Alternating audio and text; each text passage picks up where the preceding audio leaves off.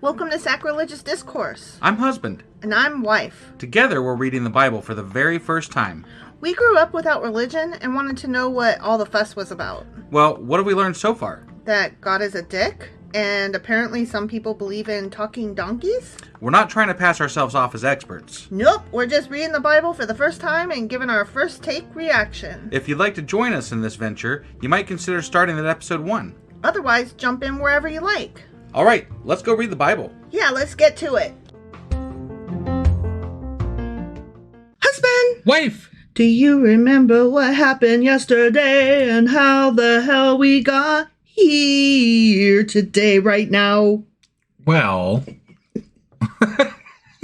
Yes. Can I help you? yesterday we read, well, yeah, it was yesterday. Sorry, it's a late day today, so I was, it took me aback for a second there. Yeah. But yesterday we read Ezekiel Chapter 9. Sure as fuck did. Which, in that one, there was like 6 angel-y type things. They didn't specifically say that in the chapter. They were men, but I think that they were angel men. Sure. There were 6 men or angels or whatever, and maybe 1 scribe or 5 and 1 scribe. Who cares? Fuck cares. Right. Anyway. Guys and scribe. Yeah, they went through Jerusalem and like marked people's heads if they were appropriately godly or something, and then they killed the rest of them.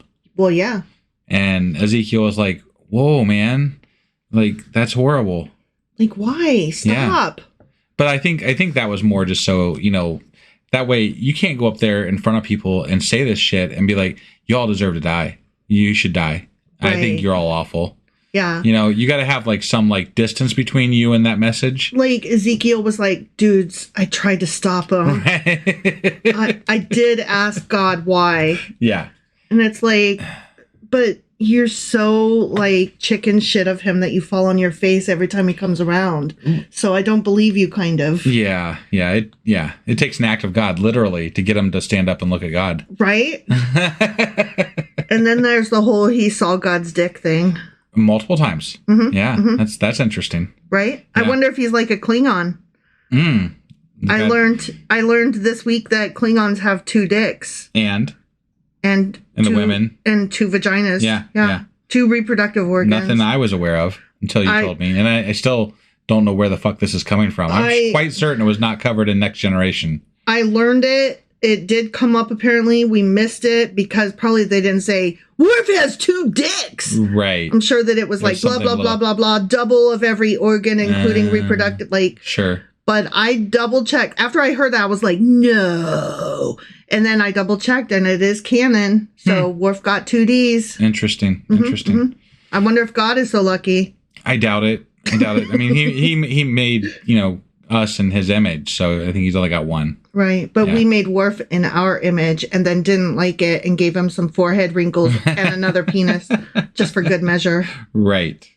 So, not the Worf and Klingon stuff, but the rest of that, we that was Ezekiel Chapter 9. Sure as fuck was. Which means that today we're getting into Ezekiel Chapter 10. All right, let's do this. Okie dokie.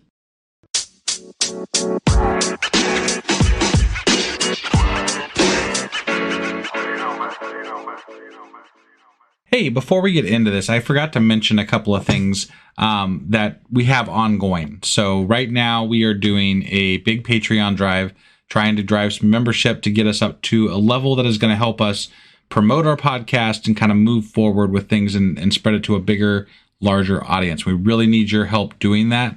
So we're doing that. You can track the drive on sacrilegiousdiscourse.com. And I've got a tracker at the top that as we get new memberships and they go live, we're going to move that needle, and hopefully you guys can help us do that. So go to sacrilegiousdiscourse.com and click through there to go to our Patreon page and sign up for a new tier, which of those tiers, we do have advertising tiers now. So if you do have something you'd like to advertise and you think it's something that would work on our podcast, feel free to sign up for one of those tiers and we will get your ad on our podcast. And they are limited, so take one now. Yeah, there's only 5 slots total available for the ads, so do it. All right, that being said, I'm going to let wife get into the episode here. All right, well, we are hopping into EZK, Big 10. Ezekiel Chapter 10. Ezekiel Chapter 10, yes. Okay, here we go. Ready? I'm ready. I, Ezekiel, You, Ezekiel. Yeah. I looked. Did he look? Okay. And I saw the likeness of a throne of lapis lazuli above the vault that was above the heads of the cherubim. So he's seeing the throne again. So, okay. Okay. All right. You know the magical throne? Yeah. I'm just, nothing really precipitated this. Did we? I'm not really sure what's going on here. He saw it looked from the first chapter. Now he's just seeing it everywhere, huh? I mean, he's seen it again 10 chapters later. Got it. 10 chapters. I would say that was my dyslexia happening. The Lord said to the man clothed in linen, so the scribey guy with the inkhorn, go in among the wheels beneath the cherubim. You know the wheels with the eyes? Yeah. Yeah. Fill your hands with burning coals from among the cherubim. I'm going to pass. And scatter them over the city. Okay. I'm a writer, not a fire starter. What the hell? And as I watched, he went in.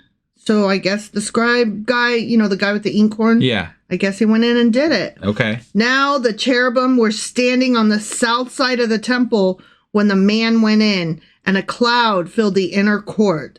Then the glory of the Lord, not the glory, the glory of the Lord rose from above the cherubim and moved to the threshold of the temple.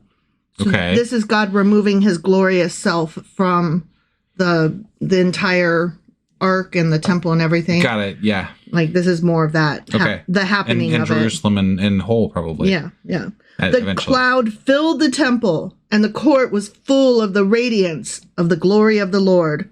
So the glory of the Lord, like when we talk about the glory of the Lord, it's supposed to be like this physical thing. Like right. We don't say like the glory of the Lord and mean like it's glorious. He's glorious. We are actually referring to a physical God is physically essence. there.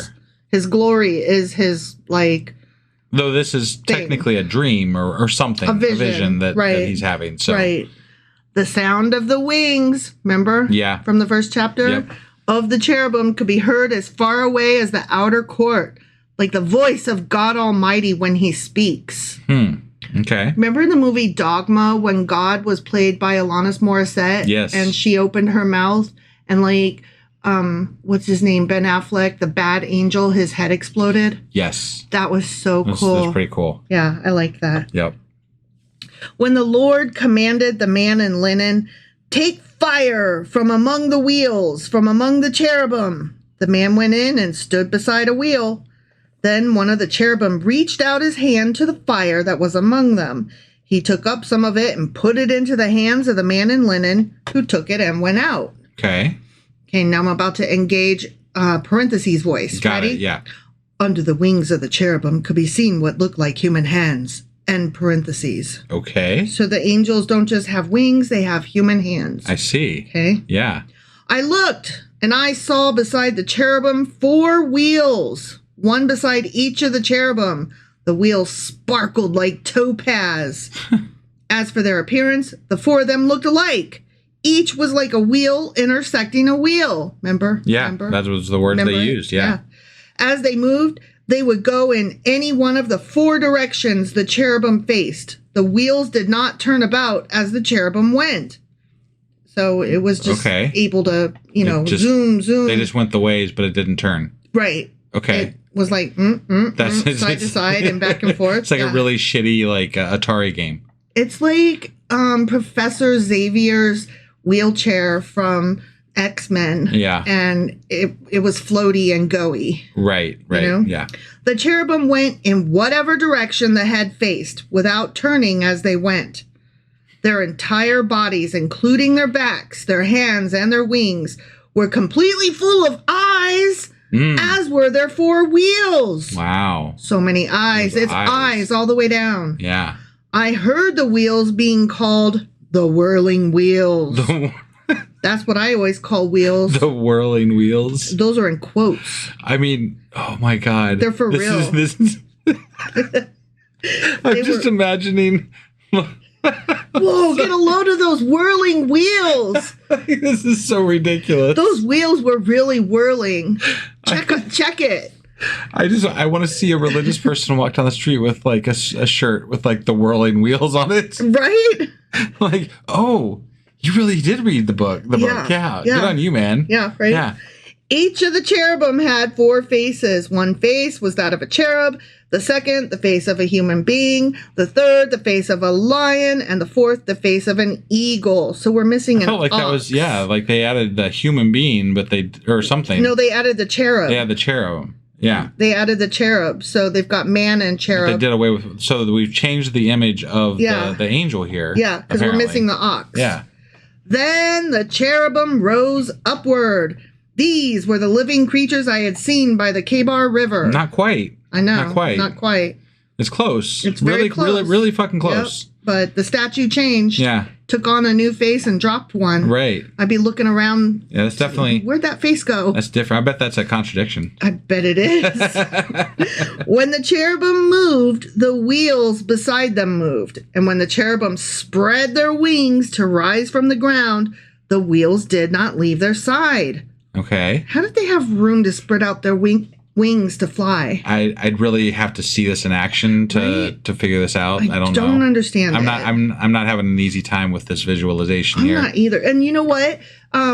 Making things have room for wings to spread out is a common art problem.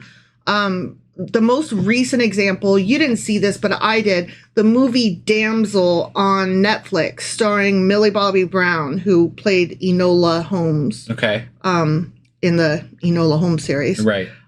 Sherlock's younger sister. Yeah. Anyway, really cute series based on a really cute book. But the movie Damsel, it was a 3-star movie at best. That's me being really generous. Okay. And inside the cave is a dragon, voiced by the actress who plays, what's her name? Like, Amasarala. I can't remember how to say her name, but in The Expanse. Yeah. You know who I'm talking about, right? Yes, I do.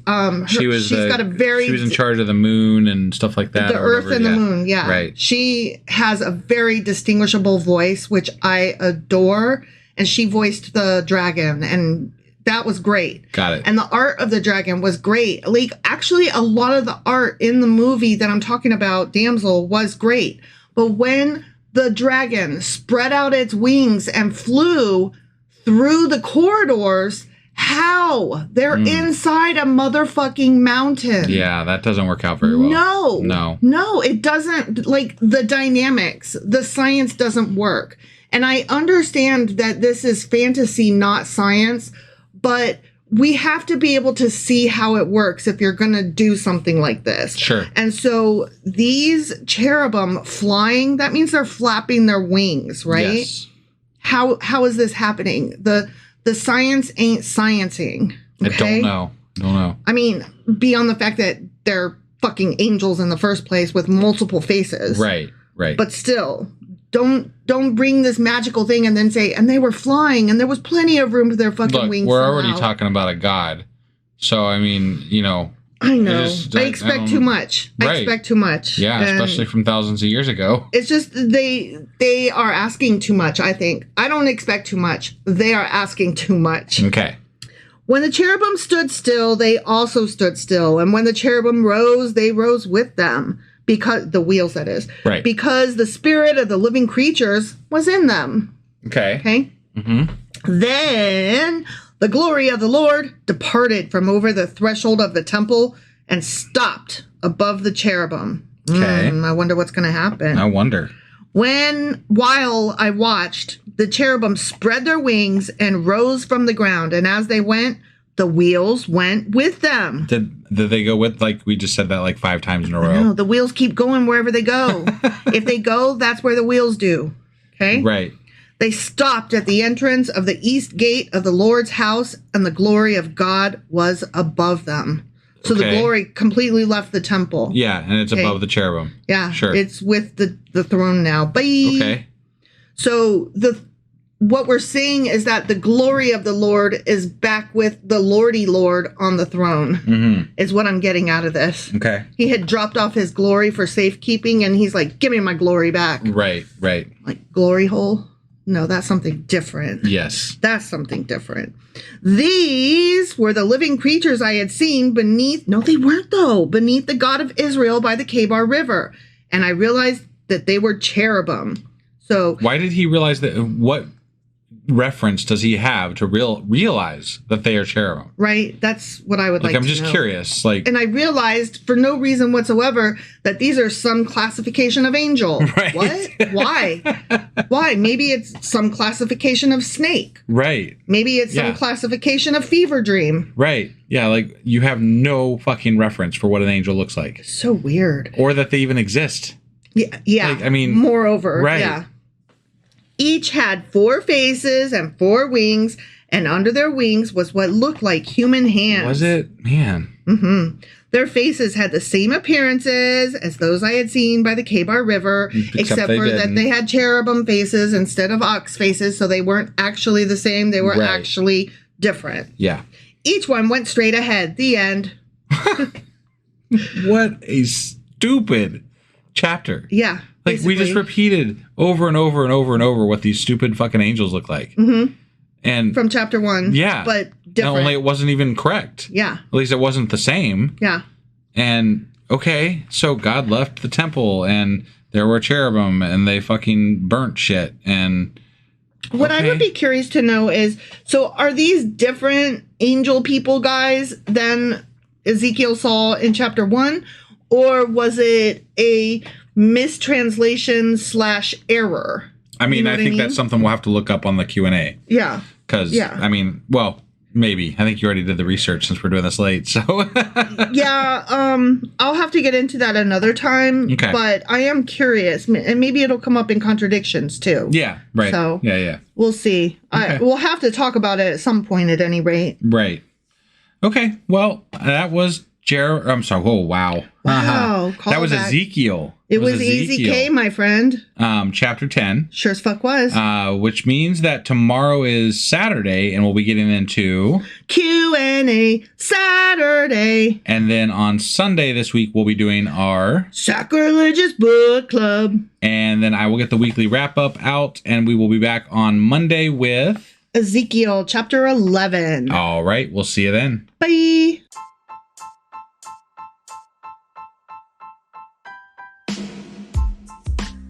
Hey, wife, I guess that's the end?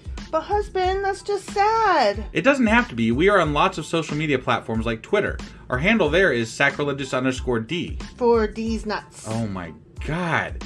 Stop doing that. Anyway, we're also on Facebook, Instagram, and Pinterest. There's a link to all of our social media sites at our website.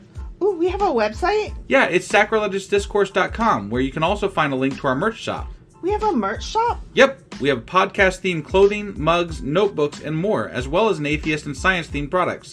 Wow, our fans should really go check that out right now. Definitely. They can get in touch with us by sending an email to sacrilegiousdiscourse@gmail.com. But before they do that, we could really use some help. Oh yeah? With what? Well, it's not free running the podcast, and we need some financial support in order to get better equipment, which will free up time so we can concentrate on our podcast and our fans. Okay, so what should they do? Head over to patreon.com/sacrilegiousdiscourse and sign up as a contributor on our podcast. Supporters there receive additional bi-weekly episodes that we record just for our Patreon members for as little as $2 a month. Also, we'd really appreciate it if you would like and subscribe on whatever platform you're using. And Apple Podcast reviews help us out tremendously. Like and subscribe. Leave an Apple review. Join us on Twitter. Support us on Patreon. That's a lot of instructions. Don't forget to say thanks. Thanks. Okay, bye.